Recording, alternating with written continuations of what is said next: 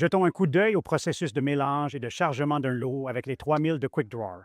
Nous commencerons par sélectionner la recette que nous allons mélanger aujourd'hui. Pour ce faire, on touche à la sélection de recettes, ce qui va faire apparaître notre écran de sélection de recettes. On va sélectionner, aujourd'hui, on va charger du maïs avant 2023. On va appuyer sur Sélectionner, ça va charger cette recette. Je vois que la taille par défaut du lot est de 1000 gallons, c'est ce que nous avons économisé. On va mélanger un lot de 1000 gallons aujourd'hui, donc on n'a pas besoin d'ajuster ça. Nous voulons confirmer que nos quantités et nos produits sont corrects. Donc, au milieu de l'écran, on voit qu'on charge l'atrazine à partir de taux 3 et le phosphate solaire ou le glyphosate générique à partir de taux 2. 25 gallons et 18,8 gallons respectivement. Si on regarde maintenant en bas à gauche de l'écran, on va voir nos produits manuels. Regardons donc les détails de nos produits manuels. Cela va nous montrer exactement combien de contenants et de cruches nous devons mettre pour chaque produit. Nous utilisons donc un pichet de 2,5 gallons qui indique qu'il nous faut un pichet plein. Si on appuie sur la flèche, ça va nous faire passer au prochain produit du lot. On voit donc qu'il faut remplir une cruche et mesurer 66,8 onces. Ensuite, nous passerons à notre dernier produit, qui est notre nid, et nous aurons besoin de 2 bouteilles pleines de celui-ci aussi. Donc, une fois que nous aurons examiné et préparé le nombre de cruches, nous repasserons à l'exécution et maintenant nous sommes prêts à mélanger le lot. Vous remarquerez que dans ce lot, nous avons 100 gallons de précharge. Donc, la première chose à faire est de mettre ces 100 gallons avant la transition et de commencer à ajouter le reste des produits dans le lot. Nous allons pousser. Ça va démarrer notre moteur et on va voir si l'eau va commencer à couler. Notre passage de 3 pouces est ouvert sur Quick Drawer et nous allons mettre ces 100 gallons de volume de précharge.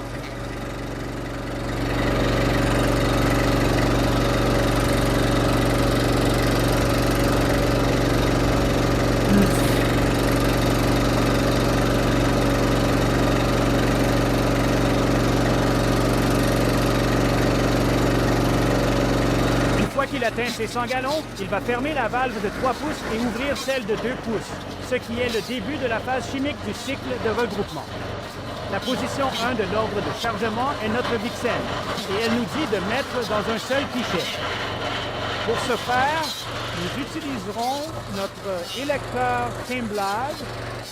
Nous allons ouvrir notre approvisionnement en eau.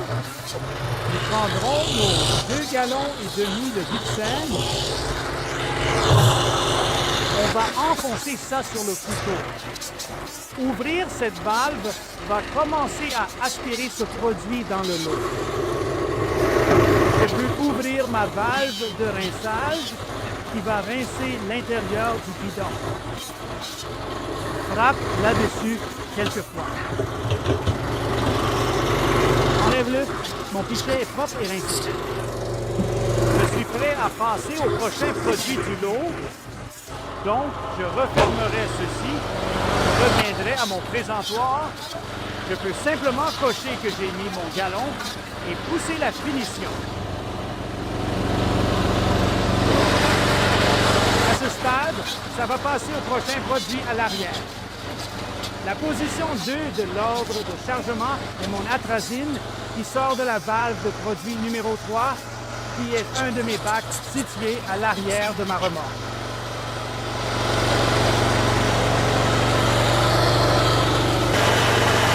Termine et qu'on met nos 25 gallons d'atrazine, vous verrez que notre valve de rinçage va s'ouvrir, rinçant tout le passage chimique en s'assurant que tout ce produit a été rincé du système. Après ce rinçage, on va passer au prochain produit du lot. Voici la position d'ordre de chargement numéro 3, qui est le phosphate solaire, glyphosate générique.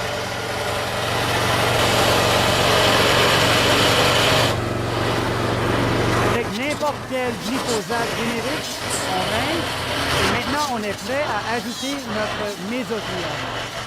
Donc, ça me dit que je dois mettre une cruche et 76 onces.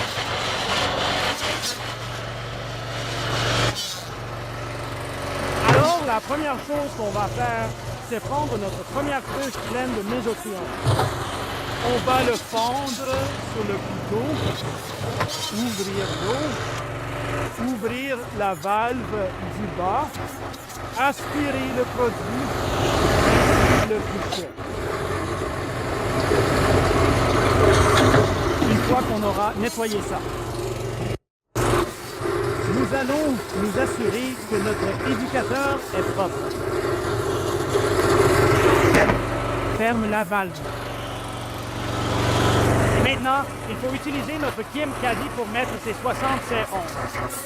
Donc, la première chose que j'ai faite, c'est de déplacer ma bague de visée rapide à 76. Maintenant, je vais verser mon mésotriol.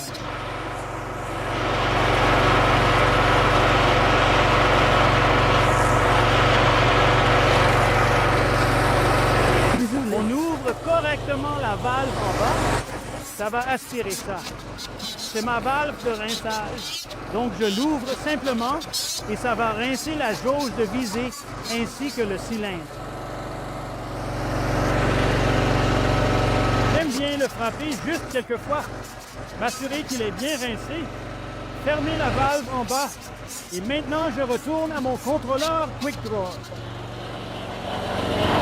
Je vais cocher que j'ai mis un fichet plein et mes 73 onces, puis j'appuie sur la finition.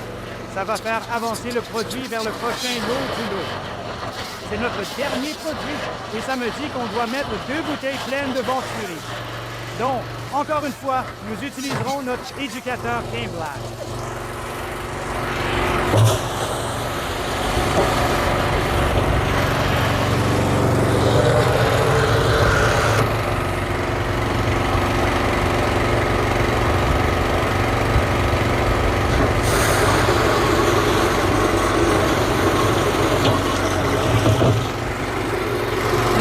La cruche.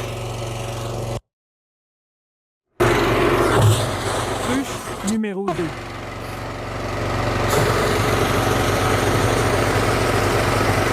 Rincer la cruche.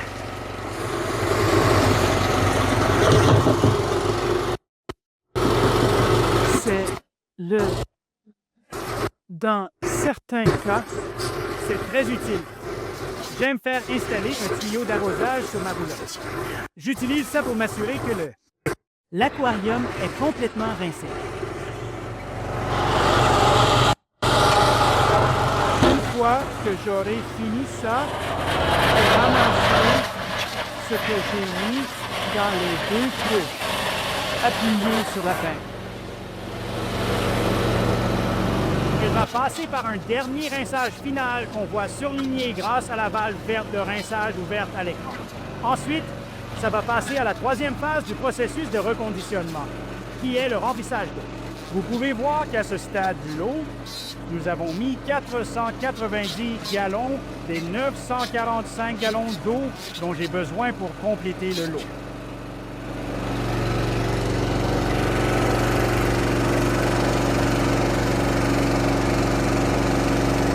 Cette remorque de démonstration en particulier, vous verrez que notre débit de transfert d'eau est d'environ 200 gallons par minute.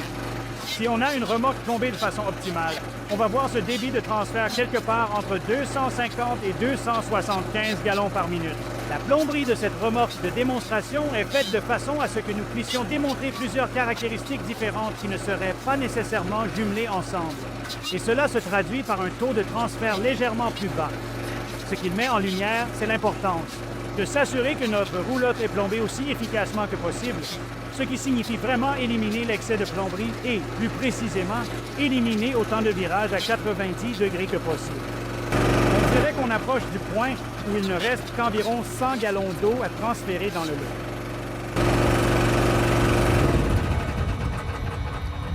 Une fois que nous atteignons le point de complétion par l'eau, le Quick Draw fermera automatiquement toutes les soupapes et coupera notre moteur. À ce moment-là, le lot est complet. On va débrancher notre boyau de notre pulvérisateur ou de notre camion-citerne et on sera prêt à retourner sur le terrain. C'est le processus pour mixer et charger un lot avec un Surpoint Quick Draw.